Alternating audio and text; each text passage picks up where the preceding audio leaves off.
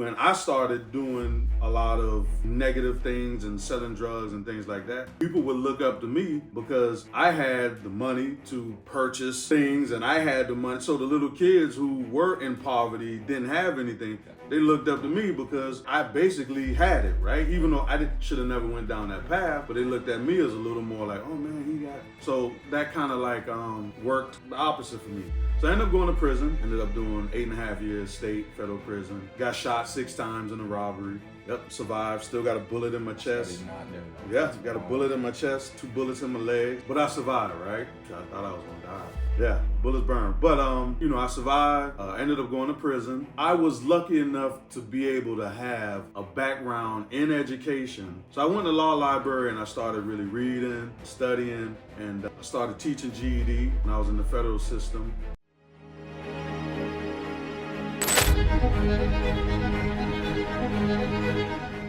I think this is episode 27. Okay. 27, yeah.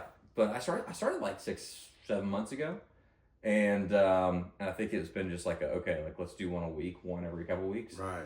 And I think first and foremost, it's like it is difficult to find people that are willing to talk throughout the duration of a potentially hour and a half long podcast, Yep. and maybe even go further than that. And then past that too, not many people care to share their stories and talk through their, what they're doing currently. Right, so they're a lot of people are very quiet about what they do. Yeah. And I get that. I totally understand. There's certain things that I don't want to talk about either.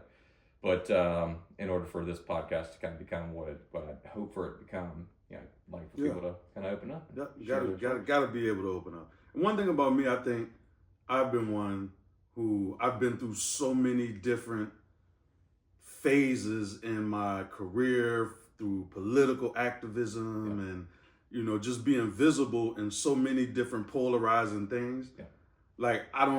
It's easy for me to just discuss the highs and the lows from when I was with Black Lives Matter to protesting, shutting down bridges after Walter Scott, from the Black Power movement, from with Dylan Roof and going up in the Capitol, the State House, and we was rallying to doing,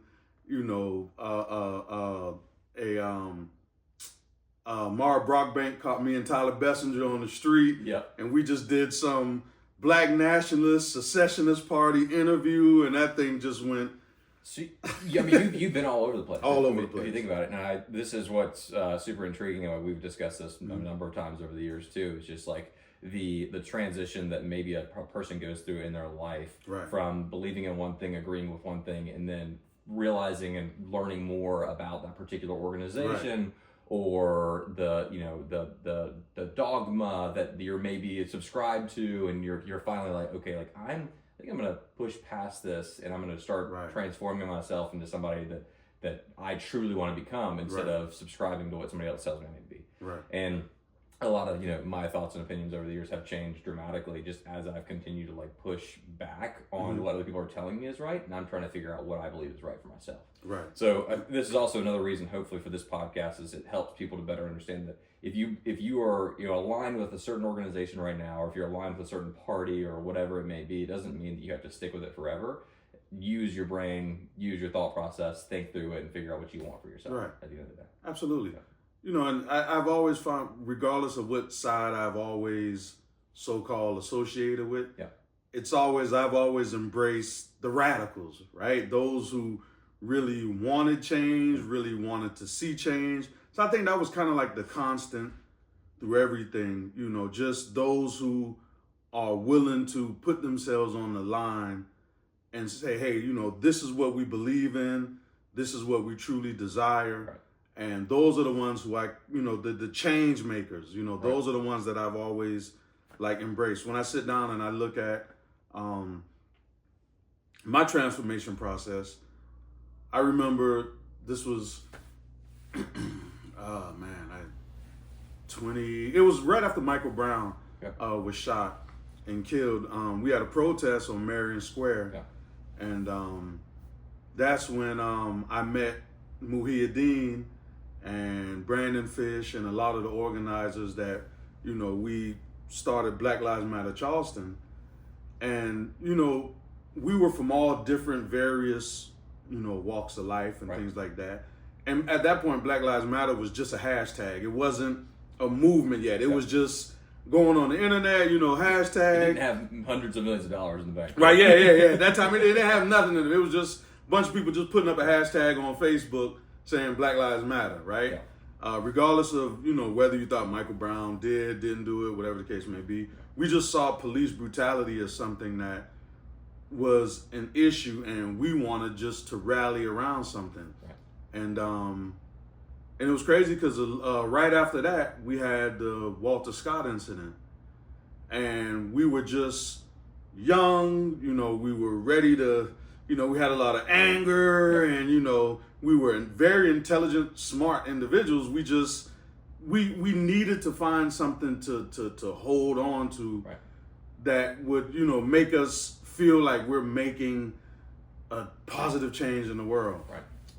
The way we went about it was like it was cold, man. Like I ain't gonna lie. Just the things sometimes you do when you're young give you adrenaline rushes, like, we blocking bridges and holding up signs, and nobody's going to work if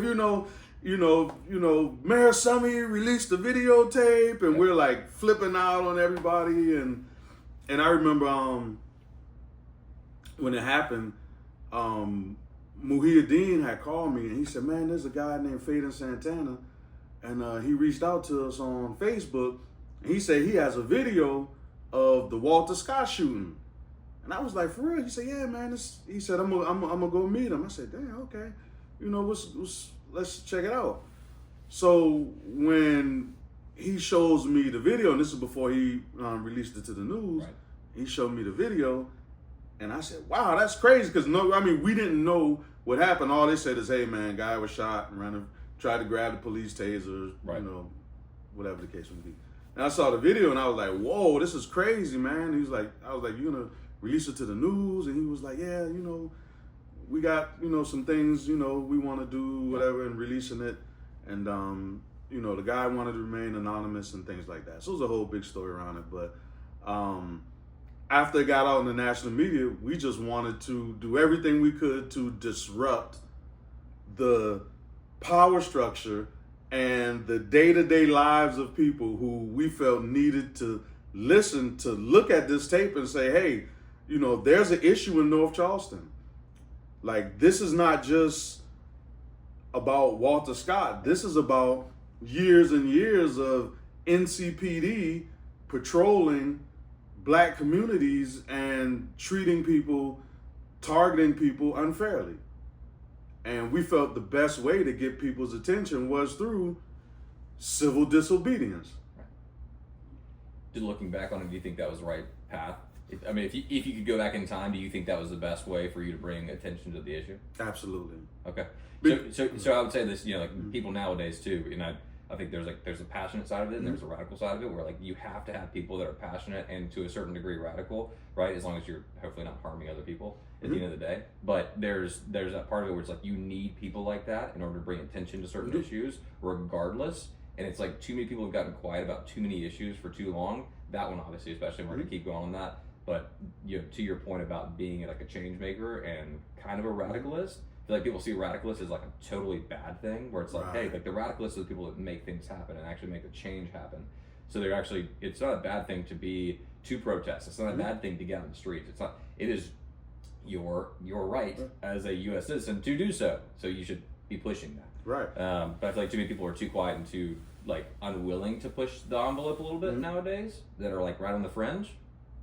Right. One thing I gotta say, especially, now being conservative, and, my mindset has, grown, and I think there's a lot of things that I see. One thing that I don't like about conservatives don't stand by their activists. Democrats, they stand by the activists. Conservatives, when you have an activist who, let's just take maybe a Corey Allen or, Tyler Bessinger, they always push issues that conservatives need to get behind, and certain things that, we need to publicize. But conservatives, when they get, they just are scared to support activists who push conservative causes. They just freeze up. And they don't know how to, it's like they don't support it. Well, you think it's more like shying away from radicalism, though? Exactly. Right? And I think that's back to that's part of the conversation where it's like you need those radicals. But at the end of the day, too, a lot of people they just don't want to get mixed up in it, right? And they don't want to share this kind of information or have these kind of conversations, which is what we're doing today, right? Having this chat. Where I feel like people wouldn't have to be as radical if more people got behind what they actually believe in. Exactly. And they're like, hey, like we actually believe in this. We're gonna go push this, whatever it may be, left, right, center, etc.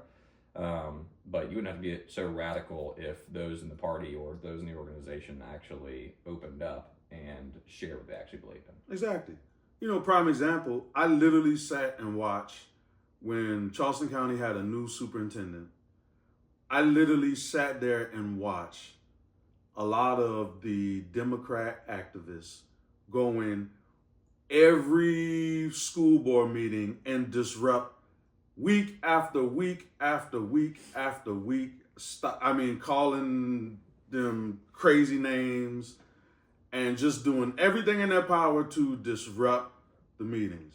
Now, the current superintendent, she was doing a good job. She didn't have nothing to do with any of the things that's going on, but just the name calling, pushing around, bullying, and you didn't have any conservatives that just got up and said, "Hold on, y'all ain't gonna bully this lady. Right. Y'all aren't gonna come and disrupt this process."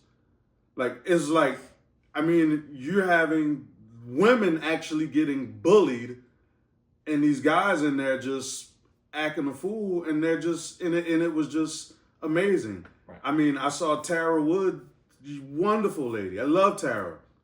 But just the nasty, vulgar things that people were saying to her inside of the meetings just because she wanted to get sexually explicit material out of schools. Yeah. You'd have to be an idiot to look at the stuff that she was pointing out and to say she was wrong.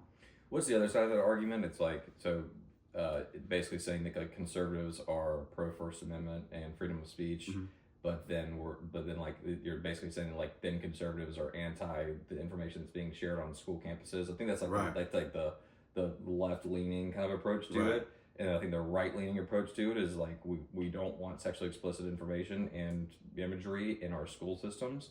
And so I feel like there's a good middle ground of sorts, right? It's got to be like, hey, there's certain things that probably should not be shared in schools. You do want freedom of information, but you also don't want your kids seeing porn on a daily basis, right? Right. There's got to be like a good middle ground to that. Right. So that issue, I still am just like trying to wrap my mind around across the board, where you're like, okay, logically speaking, why is it okay to allow kids to read about and or view pornography in schools?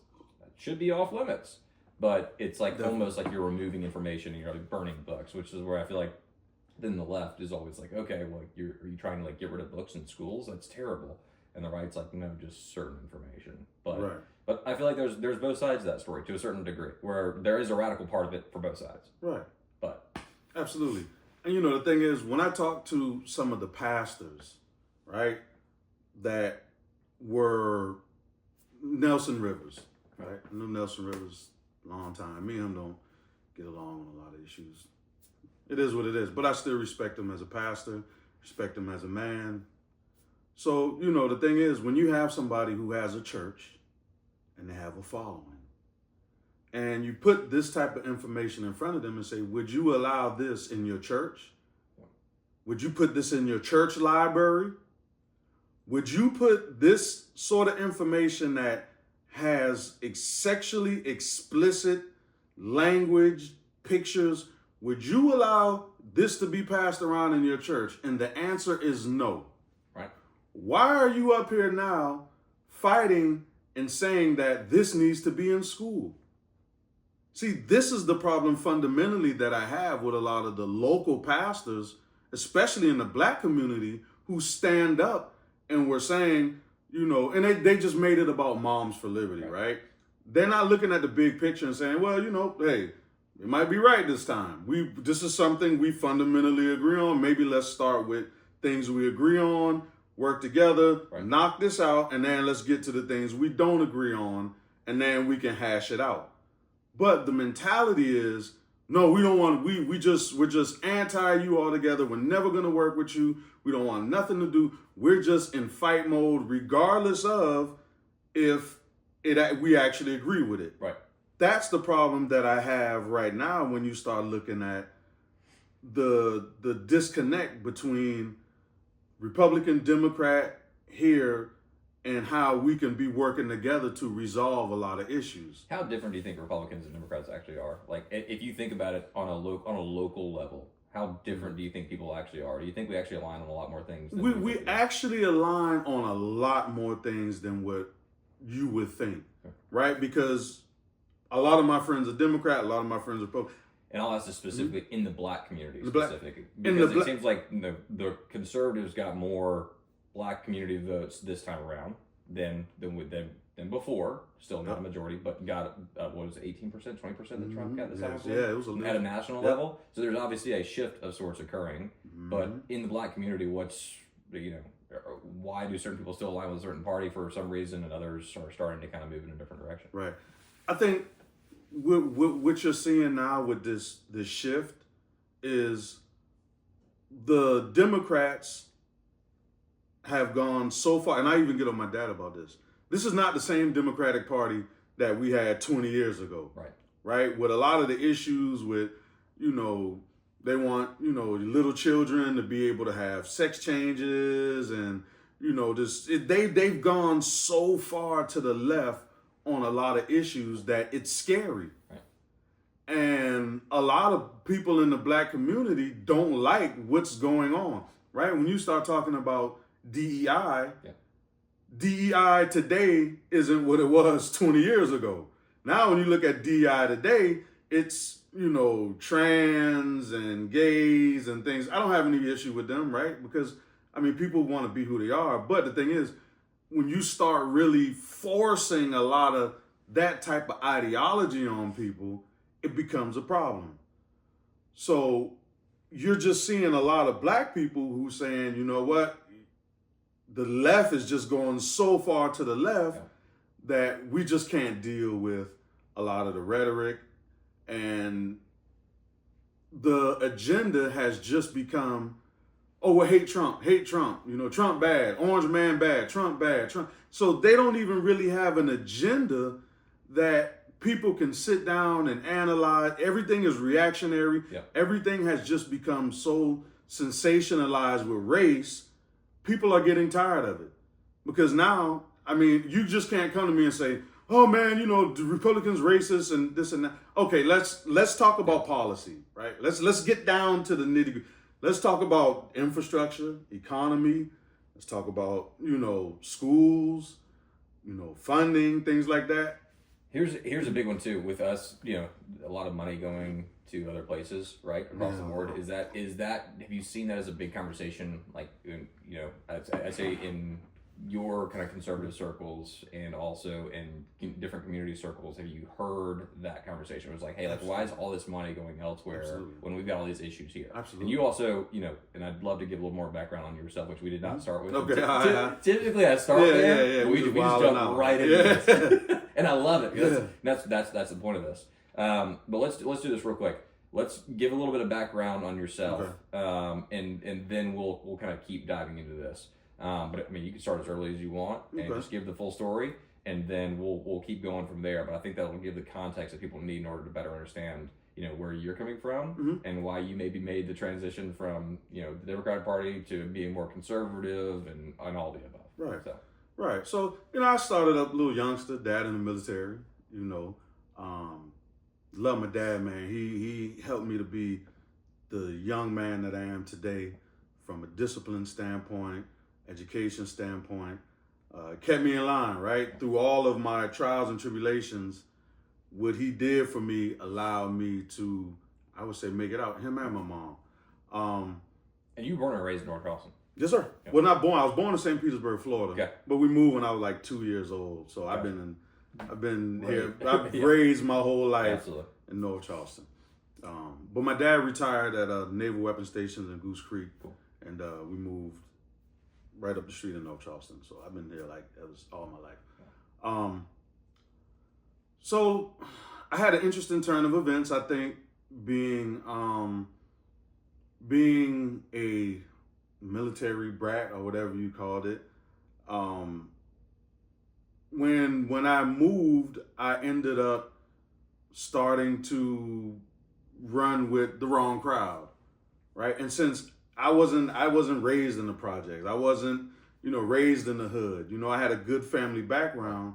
So when I started doing a lot of negative things and selling drugs and things like that, people would look up to me because I had the money to purchase things and I had the money. So the little kids who were in poverty, didn't have anything, they looked up to me because I basically had it, right? Even though I should have never went down that path, but they looked at me as a little more like, oh man, he got, so that kind of like worked the opposite for me. So I ended up going to prison, ended up doing 8.5 years state federal prison, got shot 6 times in a robbery.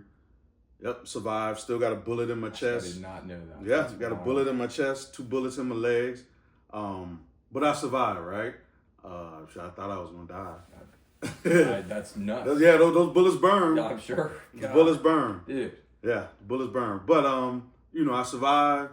Ended up going to prison.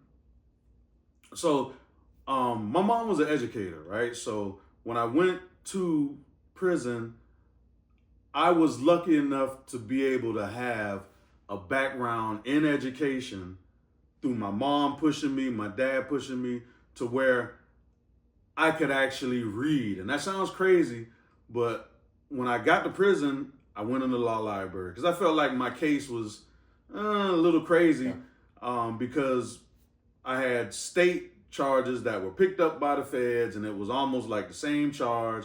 And I was like, this has to be double jeopardy. They was like, no, this is dual sovereignty. So I went to the law library and I started really reading and studying. And I started teaching GED when I was in the federal system. And I found out that a lot of the young black guys who I would encounter, they couldn't read. So they were signing all these plea agreements and, the law uses all these big words and, heretofore and, all these, just this Gregorian language and this old, and these young guys, man, they were reading on 4th and 5th grade level. They didn't know what they just read. Curious, in jail, do you think it was disproportionately like black men and women versus like Hispanics or whites? Oh, absolutely. That could not read though. Oh, absolutely. Okay. Got it. And I still see it today being in the schools, but it's huge. Yeah. Because a lot of times in our culture, it's not cool to be smart, right? When you act smart, they try to say, oh, you acting white. If you can read or you talk a certain way, or you acting white. And a lot of times we don't understand that what that does is that pushes our children away from education, and it makes them associate education with being white and not cool, and being stupid and ignorant with being cool and being black. So that's something that I still fight to this day with the high school kids and trying to get them to understand that doing your work, speaking correctly, you got to learn how to code switch. Yep. They don't understand that because for so long it's been embedded in their mind by their peers that if you can speak good, you look good, you talk proper, it's being white. We got to kill that. So while I was in prison, I learned that I got a story too. I think I was in the federal prison. I was in Yazoo City, Mississippi, and I was teaching GED. And one of the guys, he was I kept calling him. I was teaching English. I remember it like it was yesterday.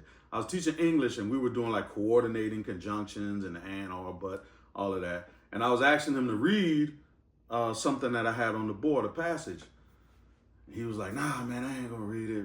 And I was like, okay, all right, cool. And then, we just kind of asked him, you sure? He's like, nah, man, I ain't messing with it. So I was like, okay, fine. So afterwards, we was on the yard, and I remember he pulled me. He said, hey, youngster. I was young. I went to prison. I was like 19. So he pulled me. He said, hey, youngster. He said, He said, man, you know what? I don't really have I don't want to make it like I was coming after you. Right. He said, the problem is, he said, man, I can't read. So I didn't want to, waste your time. But he's like, man, I can't read. And he was like 40 years old. So I was like, man. He said, man, I just sold dope all my life. He was like, I can't read. So I was like, wow. At that point, I realized that this is what I wanted to do for the rest of my life, to help young black men and women, but especially black men, because that's what I was around in the prison system. Right. Black men who were uneducated, who sold dope, went down the wrong path, got convicted of all these crazy crimes, and now they're sitting there 20 years old with 30 years. Mandatory minimums. Yeah. So, from there, when I got out, I was very radical, right? Because when you see a lot of that, you start having, especially in what the culture teaches us or leads us to believe, it's the white man, right? The white man did this, the white man did that, the white man is the cause of this, it's the white man's fault, the white man's putting the drugs and the guns in the community, the white man is doing this, the white man is doing that. So at that point, I was like, man, you know what, this damn white man, golly, this is the white man. Yeah, I'm like, man, this white man is, oh my God, this white man. I can only imagine though, and like Right. after this too, it's like, I went to, I grew up around, I grew around a lot of black people. Right. And I never really thought that at the time, right? You don't really think about it as a kid, but as you grow up, you're like, man, these guys, no wonder. Like, you start hearing stories like this, no wonder they hate white people, right? I was like, I can see it. I'm hearing these stories, like, no wonder you hate the white man, because you're telling me all these crazy things that are going on. And guys and friends whose moms went to jail for 10, 15, 20 years for selling drugs, and they're finally getting out now, just things like that that are wild. And you're like, right. Like she maybe sold like a little bit of cocaine at the time, and she's been in jail for 20 years. Mm-hmm. That's nuts to me. Right. So, anyways, but the system is the Yeah. system. I'm not trying to get too outside the box right now. But taking a mother away from her family, right? When all they're trying to do is survive. Right. And you think about that in that context, and you're like, that's a different perspective altogether. And I'm sure you've got plenty of stories. Yeah, plenty of stories. Once you get, I think once, and I'm gonna get to this, when I started really elevating my mindset or my train of thought, you start really looking at accountability, right? So it goes from victimization, right? It's like a trend. It goes from victimization to, understanding what's really going on. Then you start looking at accountability, because we can fix this, right?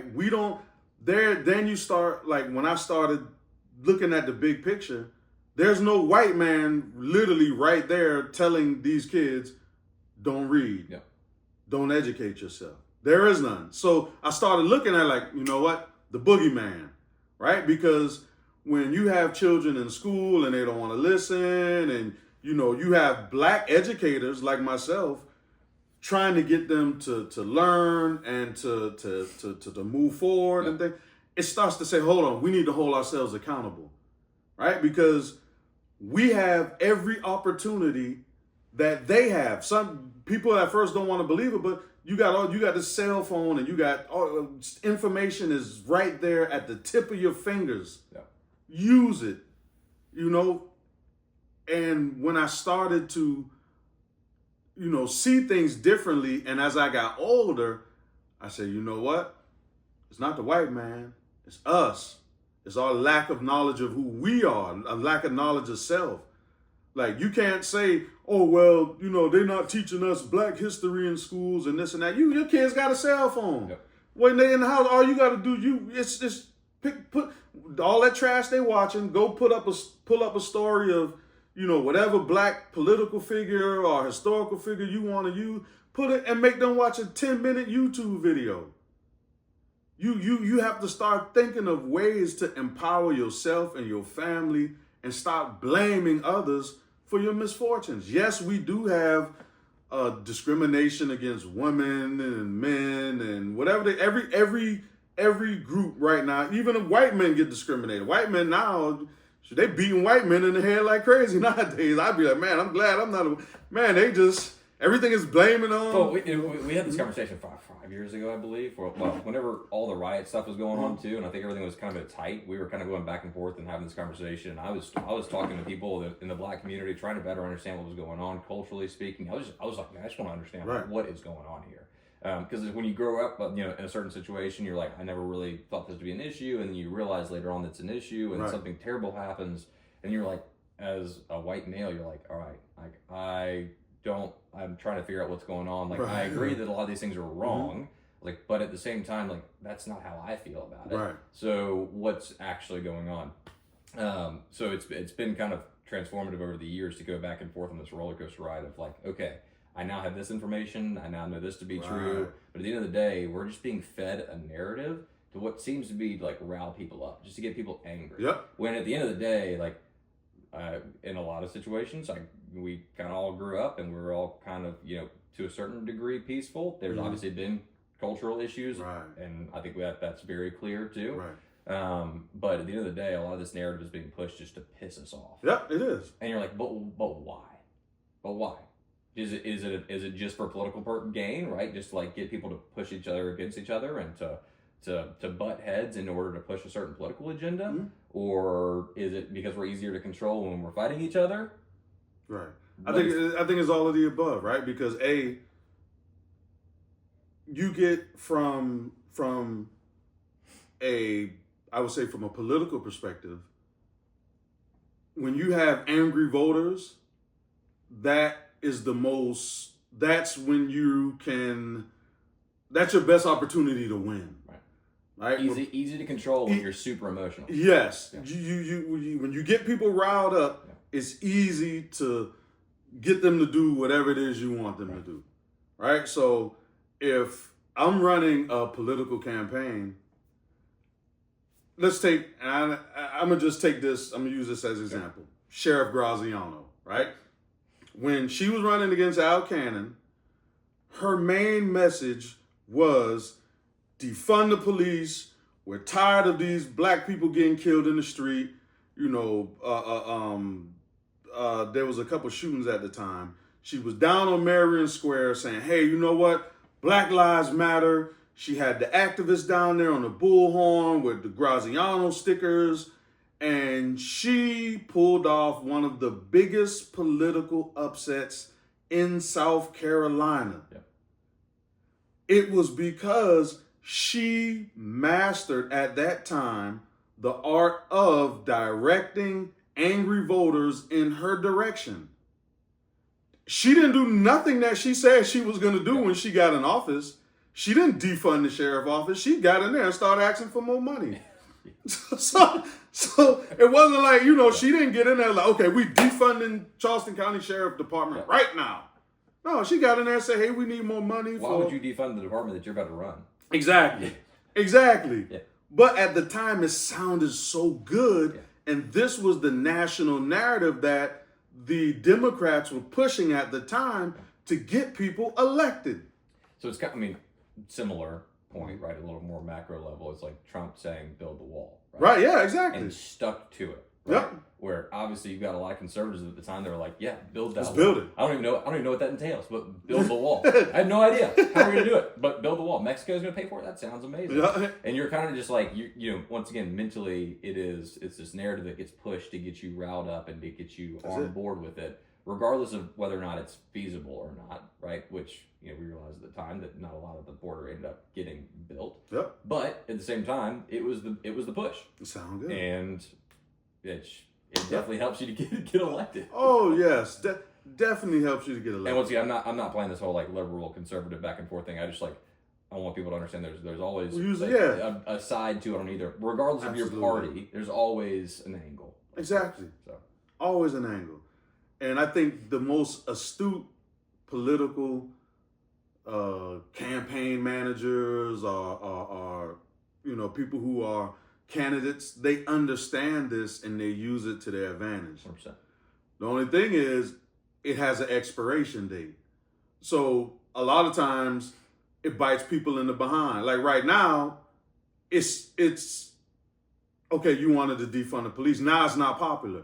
But you got to go back and stand on what you said back then. Do you still believe that? That's why in the presidential election, Kamala Harris looked kind of bad because the things that she was talking about in 20... Trying to backtrack. She's trying to backtrack. Now it's like, okay, back then it's like, we want prisoners to have sex changes, right? That was cool back then because you had the trans LBGT.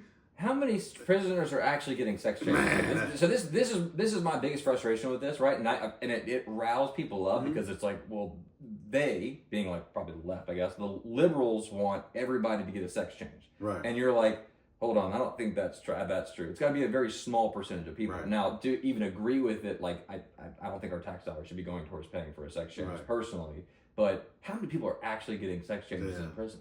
There's probably less than 1%. Probably super nominal, right? Yeah. So you're kind of like, they're using a 0.0001 for whatever it is to rile people up. And then you start thinking through it and you're like, damn, like I just got pissed off over 0.0001% of the population, probably less than that. Right. And you're like, that's the point they're using? Like that's what's getting me riled up? Like let's think through this. Like just ignore it. Like it's kind of ridiculous. Exactly. But that is not where our tax fund, our tax dollars should be going. Yep. Which I can't believe that was what got me upset. Exactly. Oh man, but it is it's a human psychology thing though, right? Where you're like that is so unreasonable. They're like they're gonna use it.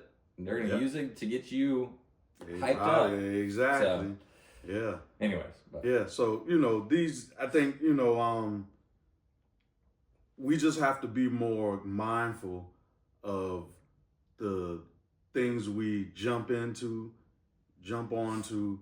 and the things we support. Because like I said, society changes, things change all the time. Like with education now, that's a big thing. Education. That's why I kind of like find myself, after I got out of prison, I started teaching GED at my mom's church. Pastor, I told him, I said, man, I taught GED my whole prison sentence. I was in the law library. I really wanted to come out and try to get a degree in law, but I just didn't do it. But, I started teaching GED because I said, with these experiences I just witnessed in the federal prison and the state prison, I want to come out and help make a change. I did that for a while and just started I went back into school and started getting myself together. But I just really, really felt that something, and I still do, I still have the heart to say, you know what? I want to reach back out to young black men because I see that a lot of them, and I didn't really understand the term or the concept of being functionally illiterate until I got in prison. I started reading about it and I said, damn, that's what a lot of these guys are functionally illiterate. They can live day to day in society selling drugs, depending on other people to, if something they can't read or something they can't do, they hand it off to somebody else and sign it for them, but they just literally, they don't work. They don't have to worry about a job. They can, but they can function in society, but they're illiterate. So it's that ceiling that's there to where you can only get so far. And then what happens is these individuals, these men have children. So now what happens with their children? You can't help them with the homework, right? Not only can you not help them with the homework, they don't value education, so they're not making them do the homework. Yeah. The teachers are reaching out to them when things are happening or the grades are bad, but they're not pushing it because they're like, well, hell, I made it through. Shit, I dropped out of school, so little Johnny, as long as he's a mechanic, he can fix some cars, change out a couple alternators, he'll be all right.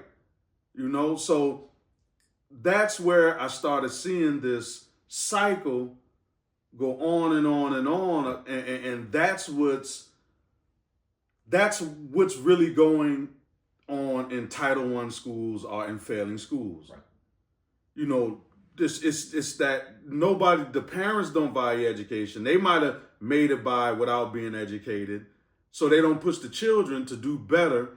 And now it's just like, I call parents all the time trying to figure out, hey, where's your child at? They done miss 25 days in a semester or in a quarter. What's going on? Some of the parents don't care. Oh, well, I went to work and, it's an interesting, kind of crossover here. Brandon Bryant, who was, I don't know, podcast, number 10 or something. It was early on. He played for an NFL team. He finished up with the Bills. Played for them probably 4 or 5 years, back and forth. And I think he's a free agent now. But he is his biggest push right now is literacy rates for young individuals, and I think specifically focusing in the Black community. Yeah. And he's launched a couple books, and he's launching more, but all children's books to help to increase the literacy rates. And he was sharing the numbers with me and the figures across the board of how bad it is in our country, and it's pretty awful across the board how bad our literacy rates are obviously at a very young level, where we are just not getting the information to these kids that they need in order to become literate.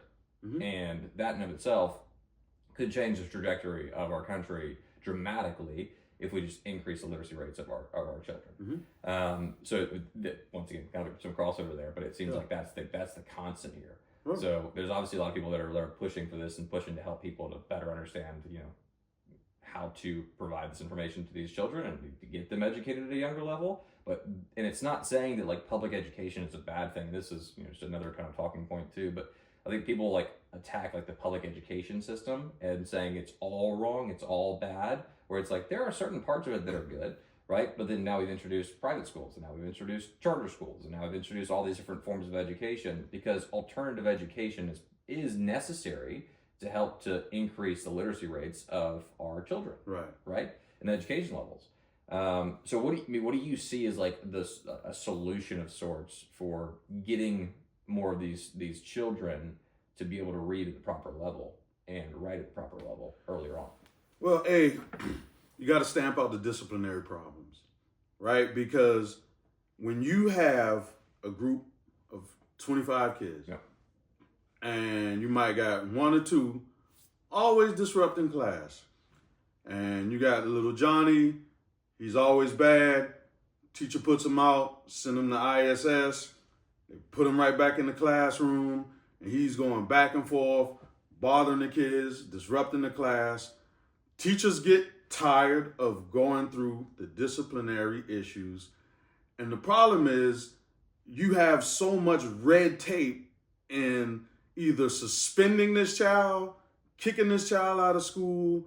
You got the IEP that says them, you can only suspend them this amount of time.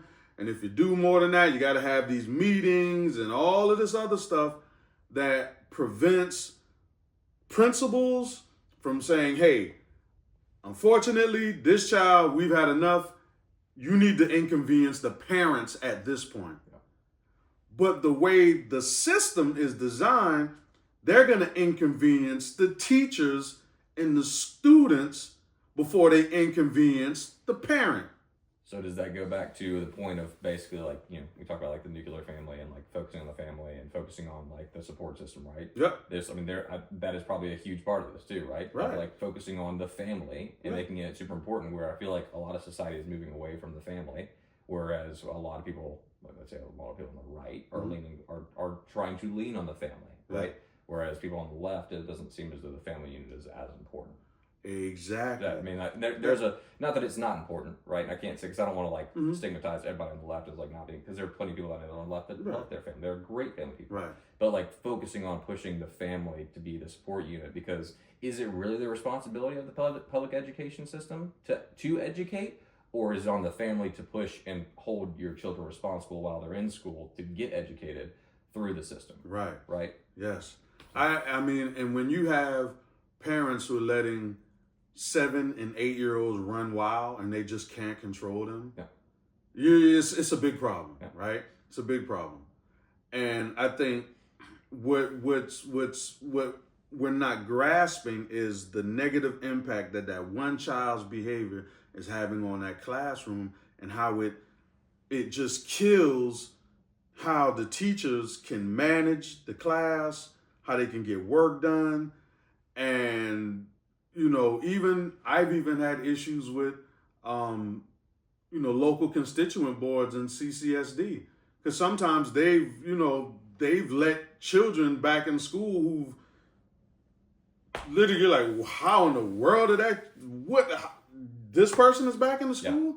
Yeah. Like, what, give me one reason why this child, and the thought process is, well, if you kick them out, then, what they, they're kicked out in society and the parents got to deal with them anyway. Yeah. That's, you're saying, okay, you taking this one person and you're just going to say, okay, let them back to disturb everybody because you don't want to inconvenience the parent. At a certain point in time, you're going to have to inconvenience the parent and you're going to have to put the responsibility back on them.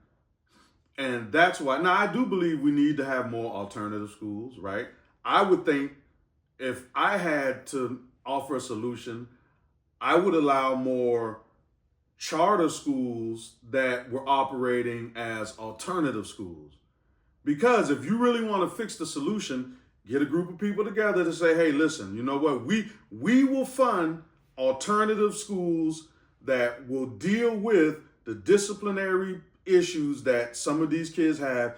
If y'all can effectively deal with that, we'll give you the funding. So I'll give you an example, because I worked with one for 4 years. Okay. And that particular charter school was for at-risk students that would basically, they for whatever reason, they left their public high school. Right. And they needed another solution to be able to get their diploma. And so they came to this particular charter school, and they were frankly, there were students like you mentioned that it was like the last chance. Right. A lot of them, not all of them. Others, it was just a good alternative of sorts. Right. But it was like last chance, like this public high school didn't work out for you. This is your opportunity to go, get your diploma. So go to this particular charter school. So the charter school would then obviously take those students in, provide them the support they needed on, 12 weeks, 12 hours in class sort of situation and 12 hours out of class, so they could go work their job. They could, if they had a child, they were raising their child, like whatever their situation was. And I was like, man, this is a really cool hybrid setup for those individuals that are on kind of the fringe of sorts that need that level of support. The issue was that school got shut down, and there's some other political stuff that was happening there that I still would like to be unveiled at the end of the day. We could have that conversation another time. Yeah. But ultimately, they were like, your numbers are not good. Your graduation rates are not good. They're not going to be good. They're not going to be good. And I'm like, hold on. So you're telling me, but we provided an option. We did our best to support these individuals. And now the numbers aren't aligned with like a top tier public charter school or local charter school that is taking students that are, doing obviously great and like trying to succeed at a very high level, etc. We're trying to provide support on the lower end for the at-risk students that needed this solution, that are probably going to frankly go on to do great things when they do graduate because they pushed through this adversity at this time. You're telling me that just because the numbers of graduation are lower, that we should be shut down?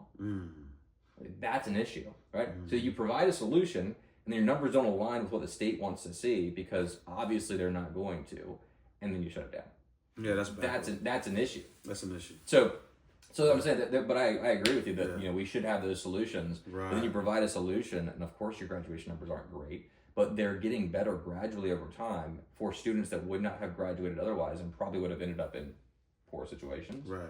And you shut it down. Yeah. So there's that aspect of it too, where it's like and what my biggest argument for that would be, we're making it easier for other schools to increase their graduation rate.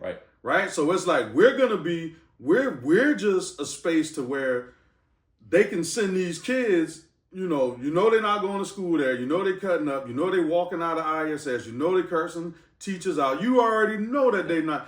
What we're doing is just providing a cushion to say, you know what? This school's graduation rate will go up because they don't have to worry about all these problems. Yes, our graduation rate is going to look like crap. Yeah. So do not hold this organization to the same standard. Right. For now, give us another 5 years or so. Give us a little bit of time to grow into it. But we're providing you an option. Exactly. So that was mind blowing to me. I was like it destroyed my thinking of like the public education system. Yeah. And I was like, man, I'm glad we have charter schools that do this. But now you're saying that because you're not happy with the numbers that you're going to shut it down. It's like we provided a solution, and then you shut it down. So maybe we could run that back.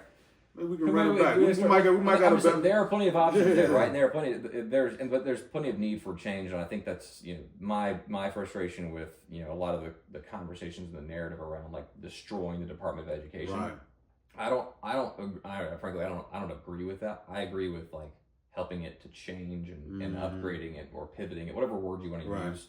Because obviously things need to change, just like our public health, right? And I'm not sure how much you delved into this from like the Casey and Callie memes that were on Joe Rogan talking about, public health and how bad the food quality is and processed foods and all the above too. It's something I think about all the time. Not sure if it's something you really focus on at all. But we obviously have a huge need to focus on upgrading our public health system too, right? We need to remove certain chemicals from our foods. We need to upgrade certain things on that side of things too. And frankly, if we did that, we might have less issues in the education system because kids wouldn't be cutting up if they weren't eating shit all the time. Right. So there's all these things that are intermingled and they're all intermixed. They all affect each other. But if you feed kids a bunch of sugar at the end of the day, right, probably not going to act great in school. If you feed them a bunch of dyes and cancer-causing foods, processed foods, probably not going to act great in school either. So I think there's like underlying issues that we probably should be solving as a society that'll make everything else much better. Right. So as we're having these conversations about schools, obviously there's plenty of issues that are going to affect it, but there's things that we can change that'll help to make this conversation about schools and education a little bit easier. Right. Absolutely. No, absolutely. And I totally agree with you 100%.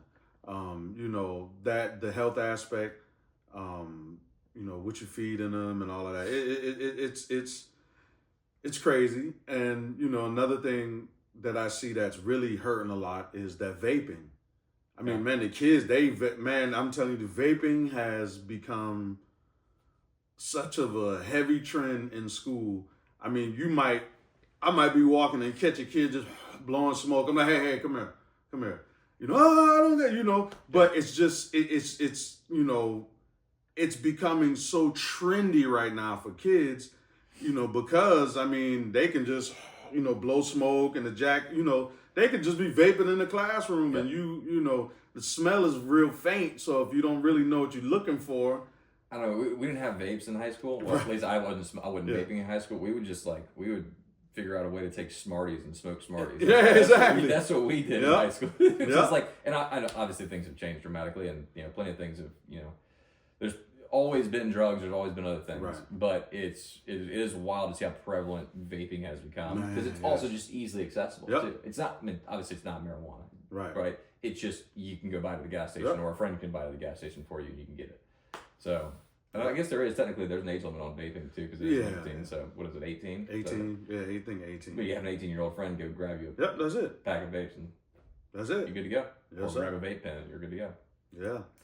So. What else have you seen as big issues as of late that you're kind of tackling and also what are you mainly focused on now? You mentioned you're working with the school systems a little bit. Yeah.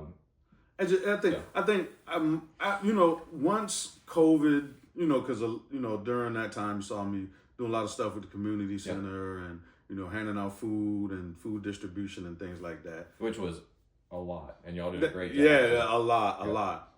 But now COVID is over, and I wanted to get back to my heart, where my heart was with education, because that's where I believe the change is going to occur with the way how we educate our kids, the push for education.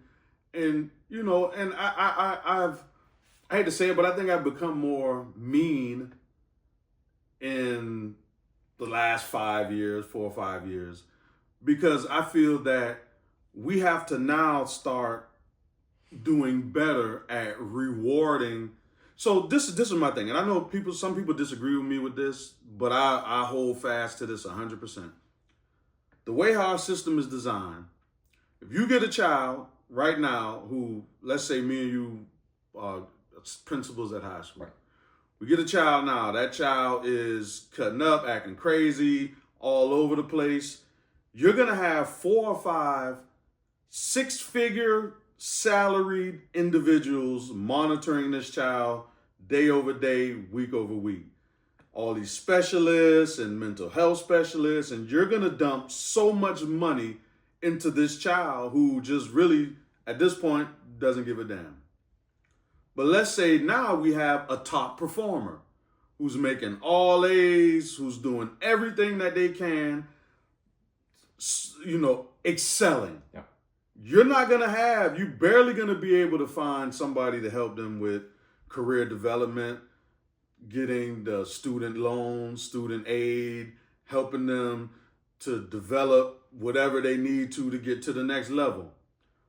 We allocate so many resources, and I'm not trying to be mean or to be a jackass about the situation, but you gotta at a certain point when you're looking at it, we spend so much money with the kids who don't want it, we're totally forgetting about our kids who want it, who are breaking the mold, who are breaking every sort of negative stereotype about where they come from in the community. We're forgetting about them. We do. And I sit back and I look at it and I'm like, dang, this person's bad. They got a probation officer. They got a mental health specialist. They got a mental health counselor. They got a IEP coordinator. I mean, they just got 4 or 5 people assigned to them making big salaries. Yeah. But this kid right here, they come from the same environment, but they're overachieving. Their power school grades look awesome. They come to class every day. Yes, they're in poverty too. Why are we assigning them with career development specialists to say, hey, let's help these people succeed? And what that'll do is when you elevate the people who are doing well, people around them start saying, man, you know what? I want to be like this person. I want to do that too. That looks cool. Right. It gives them something to look forward to. But when you're not elevating those students, nobody knows who they are. Right. Or guess what? They're looked at as you trying to be white, you a square, he's a nerd, she's a nerd. You have negative stereotypes built around the people who are excelling. So I think that's one of the main issues in education that I see that really needs to be revamped. So you almost to kind of describe like a socialist education system sort of, right? In the sense of, hey, we're gonna make sure that everybody's provided with an equal chance. We're gonna make sure that everybody's on the same level. We're gonna make sure that you get what you need in order to excel or support you. But we're also gonna make sure that regardless of how terrible this particular student is, we're gonna make sure that we try to get them on your level as well. When you're like, at the end of the day, that person just might not care to be on that level at any point. Which is a tough conversation, because I think ultimately we want everybody to excel and to succeed. But inevitably, not everyone's going to excel at the same level. Not everyone has the same strengths, and not everyone has the same weaknesses. We're all very different, which is kind of leads back to the conversation of like, okay, we're all very different. So how do we help each individual with their uniqueness to stand out in their own way? Right. I think more than that, it's like, okay, well, what are those students that are not doing well in school? What is their unique strength? How do we figure that out earlier? And I wish, for me, I think a lot of it was like, I wanted to go play baseball, right? I was like, I'm gonna go pro. And that was my dream from 4th grade to 10th grade. And I was like, all right, I think I'm gonna change things up now. I don't really care that much about the sport. But unique strengths and helping kids to capitalize on them at an earlier age, right? Helping them to identify them at an earlier age too. Where I feel like sometimes, we have great counselors, I'm not gonna lie. We have great counselors, but you go into a counselor and you're like, well, you're gonna go to college, you're gonna do this, and this is your next stepping stone, and how we're gonna help you to get there. And you're like, okay. Or I could learn a trade and go make, some of these guys are making $250,000 a year as a plumber. You don't realize that though in high school. Nobody ever talks about that, right? Until then you're like out of college, you're like, man, these plumbers are crushing it. These electricians are crushing it. These trades are killing it. So I just feel like there's more of those conversations that need to be had about the different options that are available to individuals, and helping kids to identify their strengths early on. But I guess you're forming you're gonna morph over time into yourself. Things are gonna change, but if anything, I wish people could help students to better identify their strengths. At an early age. That's it. And then capitalize. That's it.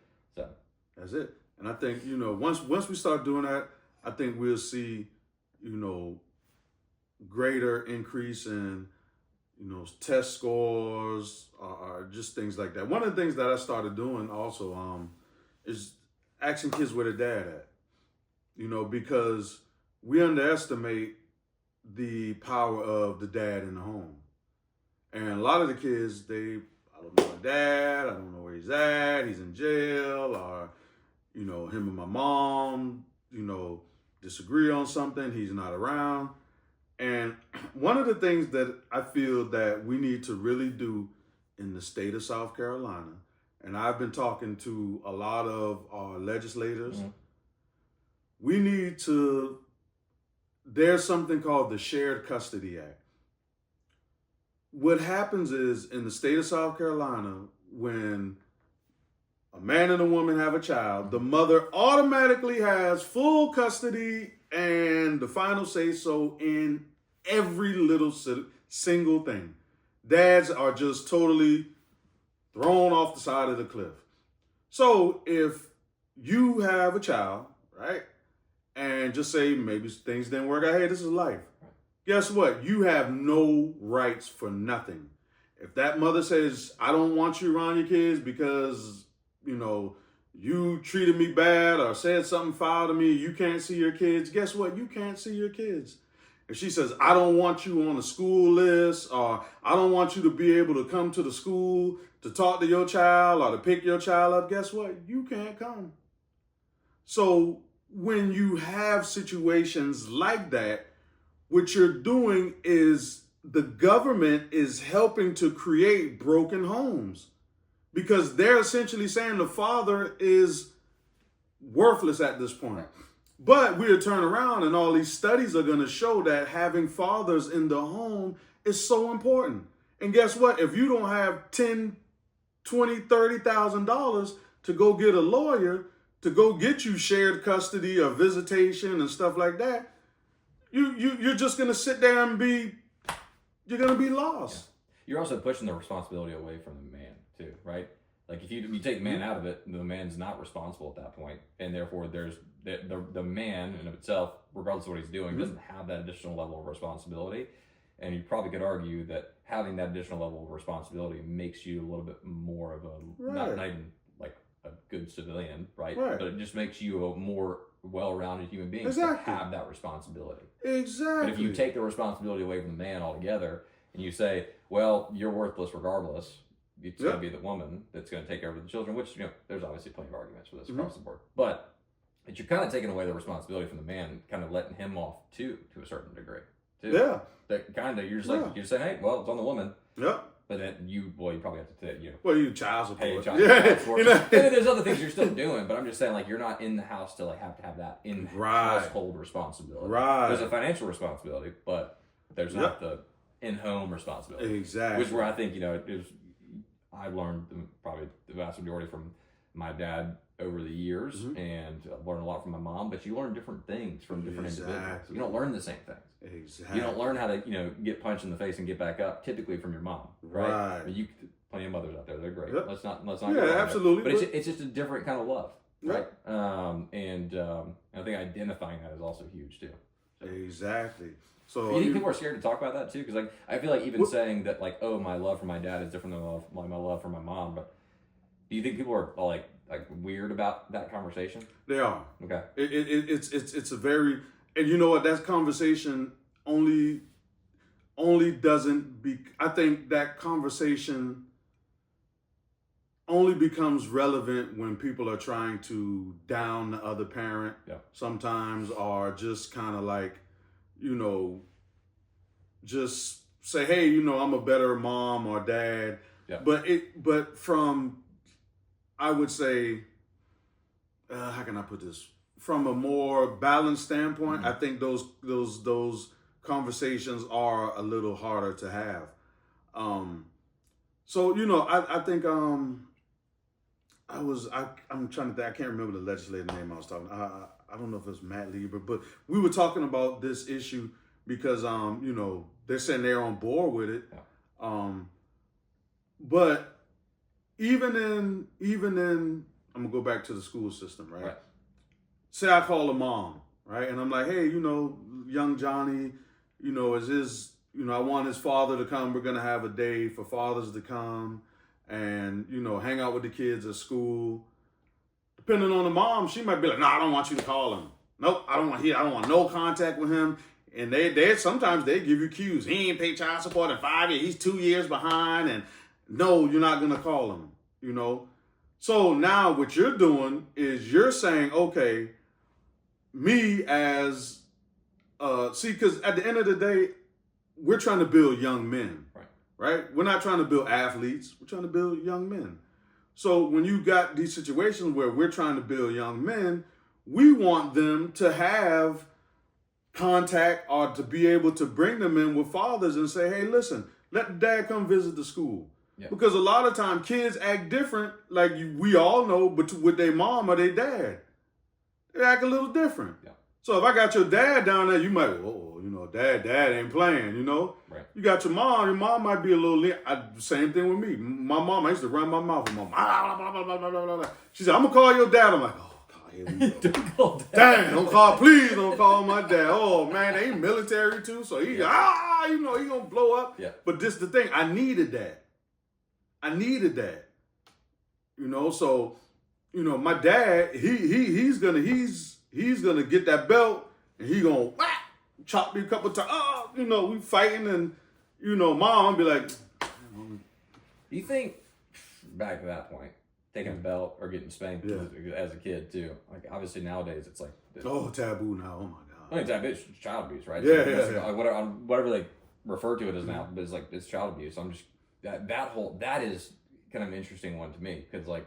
I got spanked growing up as a kid, right? And you learn a lesson. Like, and if I knew I did something wrong, I got to a point where I was like, I'm gonna tell you so you won't spank me because like I know it's coming and I apologize, but you almost like that's how I learned. Yep. Not saying it's right or wrong. Yep. Once again, we're probably gonna get judged for that if anybody's listening to this part. But there's always that part of it where you're like, man, like I do see something wrong with like. Yeah, my dad would tell stories of like having to go pick out a switch out of a bush as a kid and bring it back. Like that didn't happen to me. But I just feel like it is taboo to a certain degree right now to spank a child.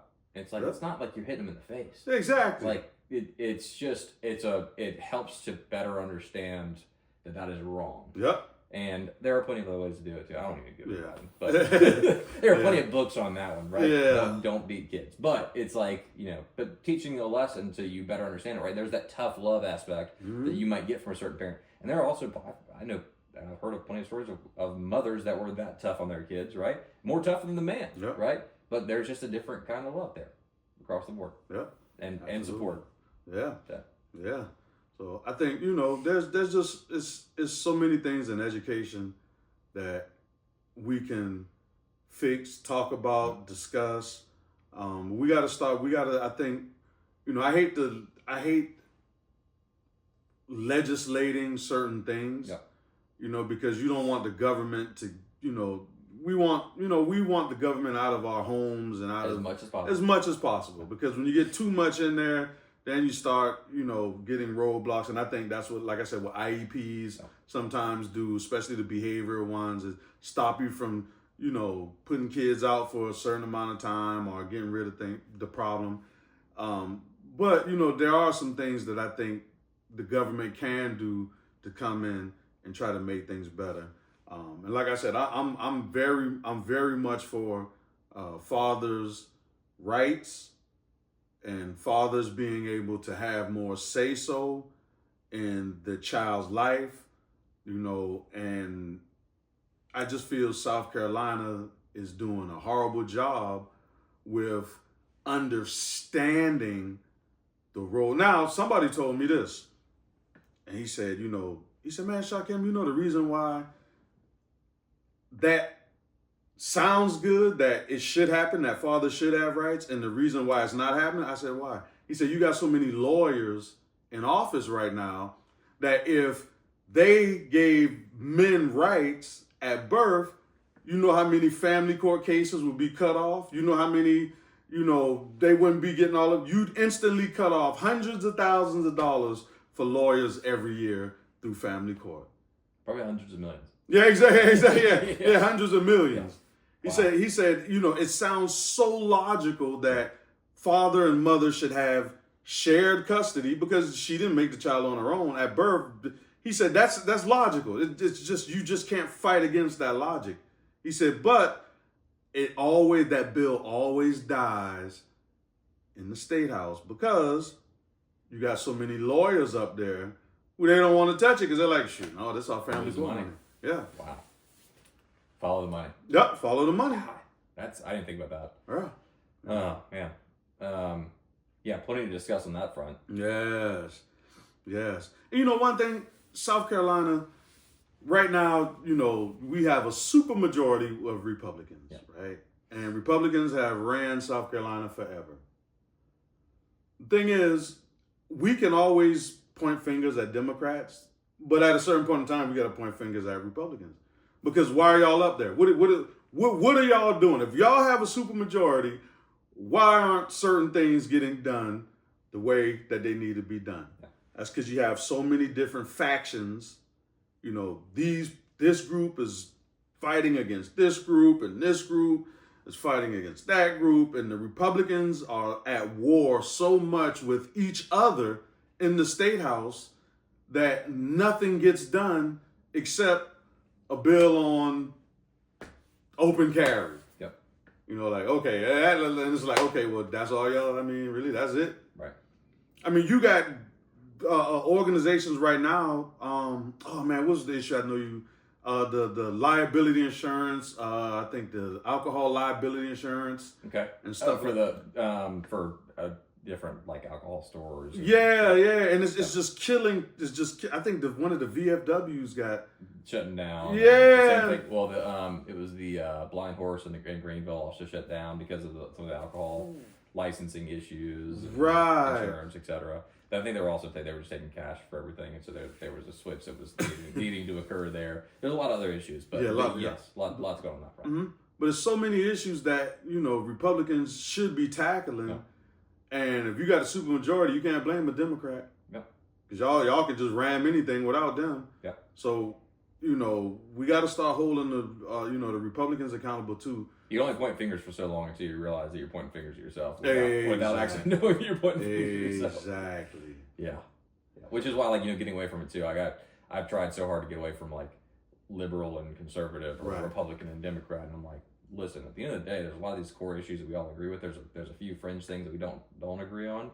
Let's just focus on getting government out of as much as possible and making sure that our society, and this is also why I go to the Doge, this new Doge organization that Elon and Vivek are in charge of, and I'm like, man, these guys are going to come in and we'll see how much they actually cut out, right? If they can, but they've got to cut out, in order to cut out some serious spending, they've got to cut it out of Social Security and some of the core areas that we're spending money at, national defense.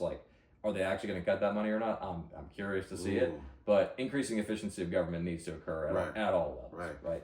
But yeah, I think from to Doge and these other organizations that are being created, just goes to show how much of a need there is for increasing government efficiency across the board. Which we all knew it, right? It's not like it's anything new. But when you're spending trillions of dollars on defense and you don't know where that money's going at a national level, I mean, it's completely different than the local level, right? But $10 trillion so the budget's being audited, and yet nothing's conclusive at the end of the day, because nobody actually is able to properly audit it because nobody knows where the money's going. So do they actually know where the money's going at the national level, or are they just saying that to cover up where it's actually going? Probably a little bit of both. A little bit of both, right? A little bit of both. I mean, I've got my alien sitting in front of me thinking hey, how much money are we spending on alien programs that we're not talking about? Right. But you can't pass an audit because you're spending the money incorrectly. Bunch of hidden programs, bunch of dark programs, black projects programs. I mean, all the above. So. Right. Then, I recently saw where Elon Musk wanted to bring the federal, he was saying about the federal workers who working at home, they want to bring them back in office. So I don't know if you saw, did you see it was 1%? It's 1 or 2% of all federal workers are in office. Yeah, I saw that. So 98 or 99% of all are not in office? Not in office. What are they doing? What do those people do? Is that, it's got to be IRS and other organizations that are working remote, but 99% are not in office? That's big there. That's huge. What are they doing? I mean, I guess I work remote for years. I mean, I don't work remote now. I'm like back and forth in the office, but 98% and 99% are work remote. That's gonna be hard to get them back in the office though, because you can say whatever you want to, but if those people start pushing back and this and that, they're not. It's 98% of the government. Yeah, exactly. Yeah. You can talk all that you want, but if they start, that's a lot of workers to start telling you want them to come back in the office. Right. I don't think. Especially if you don't have an office for them. So then my question is, then you have to go get the office space to put these people back in an office. Which, I guess you could just go. We got plenty of government buildings. Right. They were obviously in the government building before. Right. We took them out of the government building. The question is, what is that government building being used for now, if anything? Right. Yeah, that's a whole complete. They're going to have some fun with that. They're going to have some fun. And I think at the end of the day, we got to really embrace that too also, because, there's always different transitioning periods in life. Yeah. Right? You got the industrial age and the technological age and all these other ages that come. COVID just changed the landscape of the way how we live in a lot of things. And companies have developed so much technology that allows work from home, that makes it easier, and VPN access and all of these other things that, allow people to work remote. It's just something that we have to embrace, and people, not in everything, right? But in certain, just like I've been managing call center for 15 years now. Yeah. And at one point I never would have imagined call center or work from home. Yes, we had overseas other call centers in India and stuff like that. But now when you look at call centers and work from home, you have a lot of call centers that hire people to work from home. Yeah. And you still got a lot of old school management like myself and others who have debates about, is work from home better than working in office? There, you have your ups and downs and your pros and cons and things like that. But, it's just something now that when you want the best employees, a lot of times, sometimes you got to hire them and work from home. You can be more productive. And then certain people, you hire and work from home. You're like, man, what are you doing? Like, you're never here. You're done jumping around somewhere. You've gone to the grocery store and did all kind of other stuff. So there's got to be a balance there. Have you? This is jumping around a little bit. With AI as well. Are y'all? I'm assuming y'all are implementing a good amount of AI into your call center, or absolutely. What kind of tools are y'all using on that front? Absolutely. So, with AI now, with a lot of searches that you have for information and processes, now you can just type it in. So back in the day, agent would have to maybe go and look through a certain, like when I was with DirecTV, you'd have to go and look through Agent Answer Center or something called Doris, and they would go and the agent would go searching for a customer's answer. Now you might still have those little libraries of information, but the agent only has to just say you want to find out something in your contract or Windows, whatever. And all you do is just type it in, and then boop, AI gives you the answer. That's cool. It's cool. Quick. Yeah. So, now with that being said, when you start looking at how agents move in call centers, you're holding them to higher standards to give more accurate information. Yeah.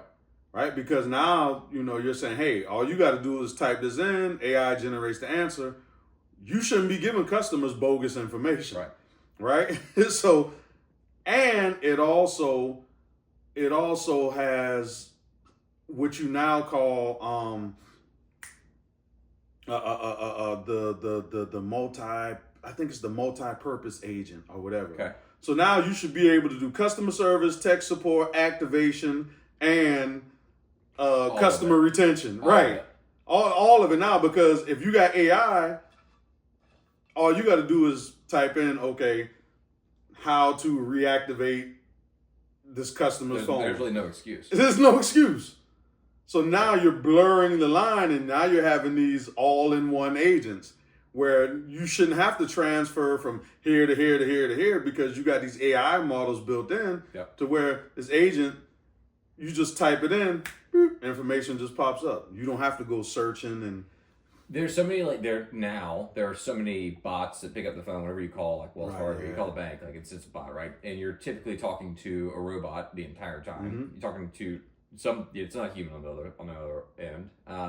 But then at some point you still want that human interaction. Right. Like, and I'm like, customer support. I want a human, I want a human to talk to.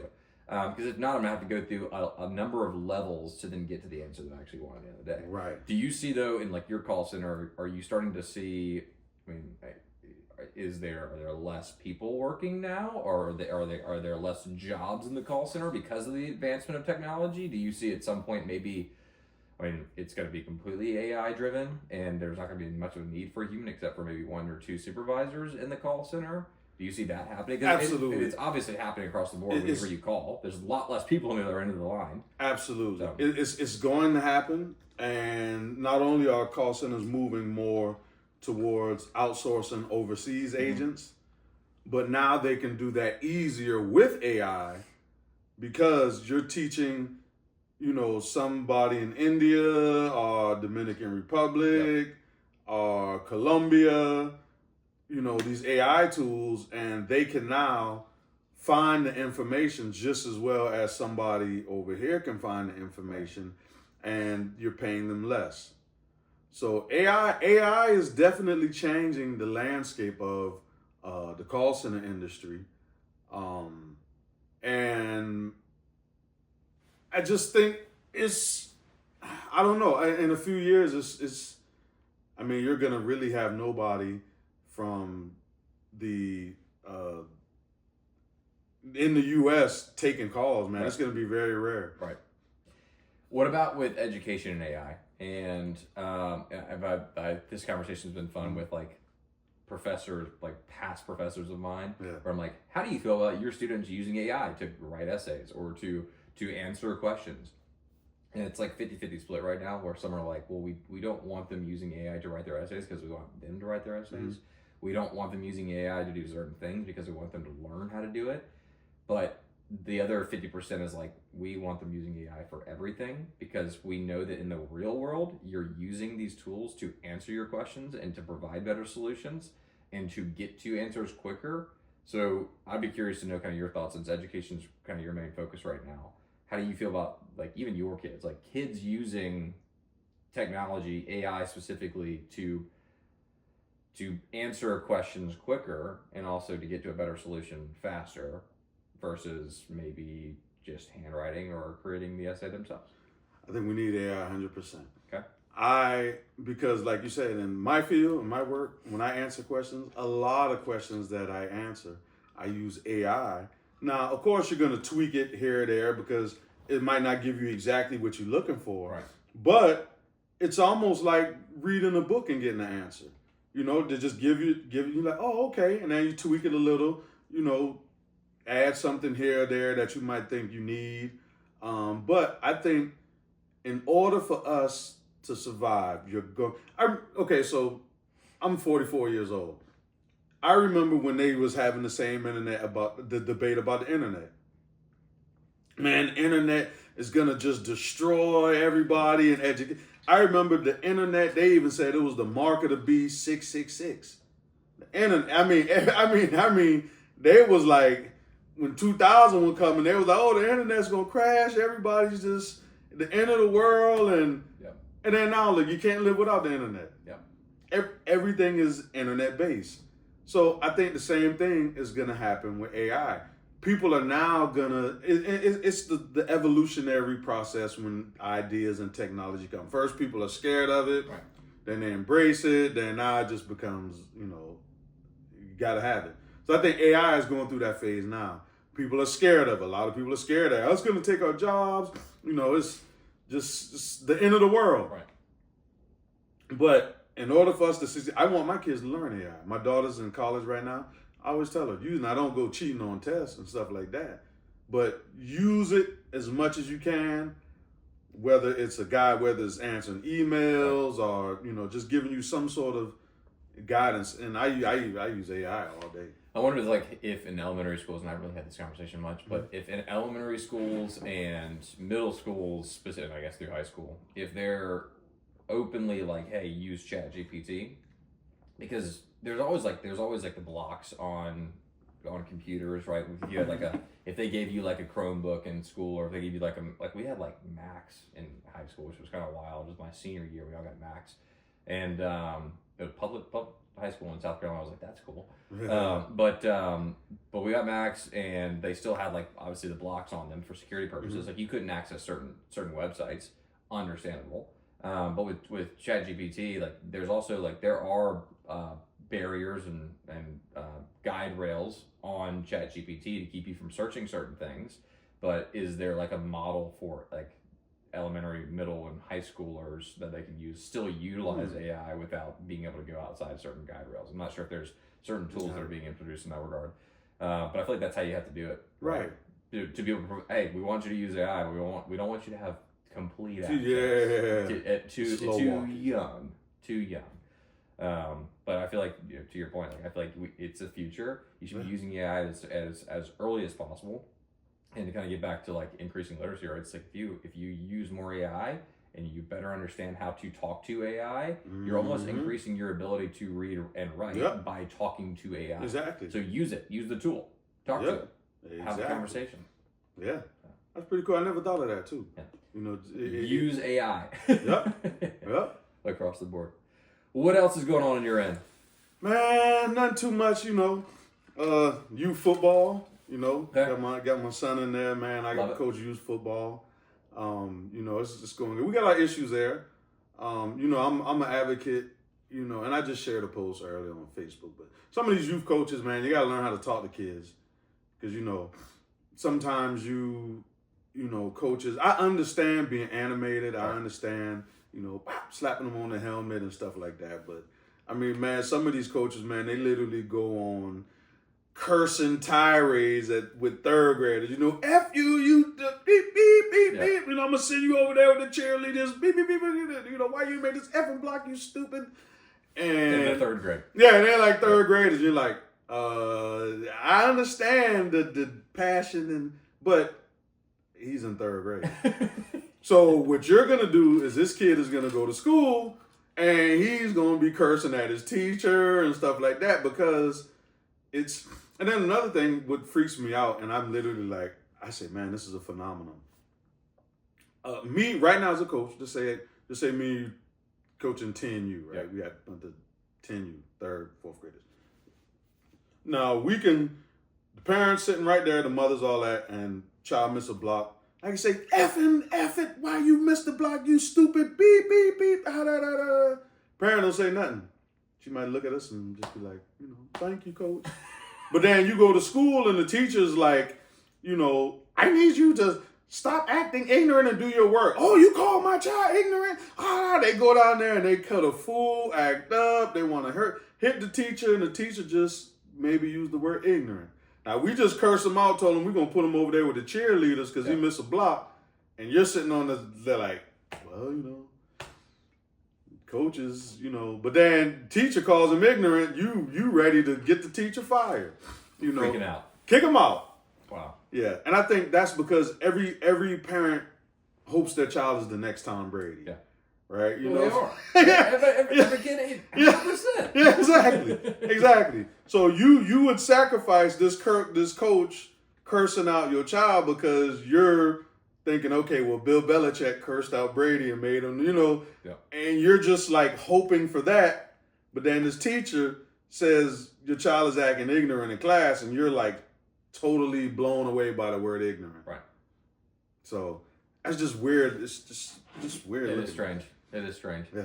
I wonder how we get more students to, at like an early age to think, because I was 100% focused on sports. It was like all sports all the time.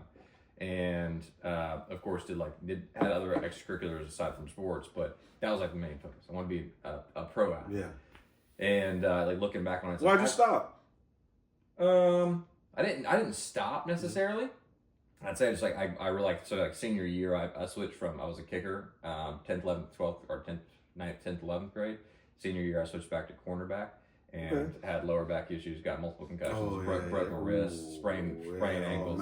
So it's like I was out 1 week in the next, out 1 week in the next, and I was like, all right, this is probably not like the thing for me, right?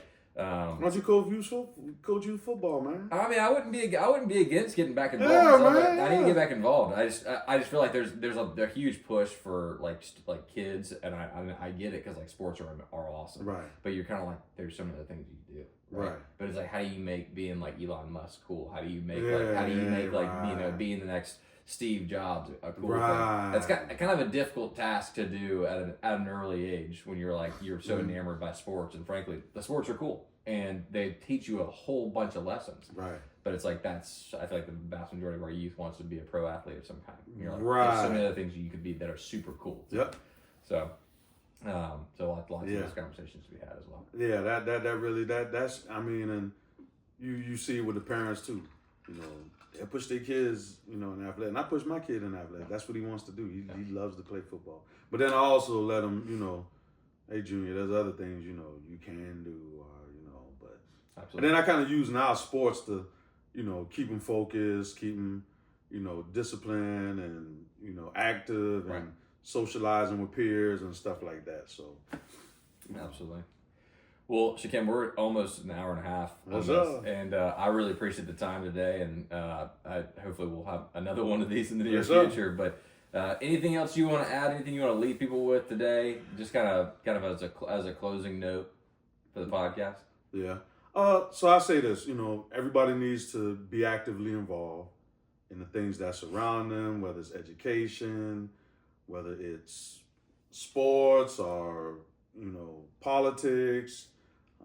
Parenting, just be involved, right? Be involved. And even if you're not a parent, still see yourself as a role model in the community and things that, you want to do. Nobody's perfect, but I think the more and more we can get adults pushing the youth to be something more than what we were, we'll start seeing a lot of positive change. I love it. Yes, sir. Well, Shakem, thanks again for joining. Yes, sir. Appreciate having you on the podcast. Yes, sir. Get here soon.